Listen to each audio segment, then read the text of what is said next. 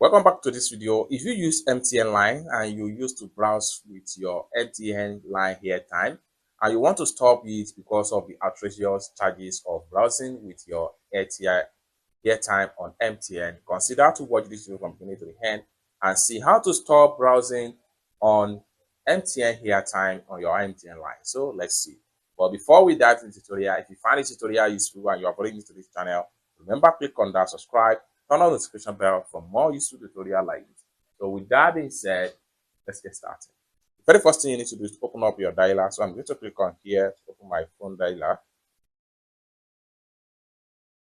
Then after you open up your phone dialer, next thing you need to do is to simply star 312 star 201 then hash. Then we hit on send.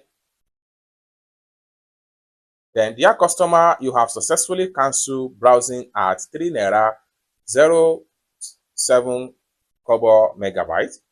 So with this message right here, it simply means that you have cancelled browsing with your Airtime on your MTN line. Then any browsing you did after cancel it, it's going to be from your data bundle plan on MTN.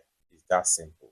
I hope you really got value for this video. If you find this video useful, give this video a big like, and also remember to subscribe, turn on the notification bell for more useful tutorial like this.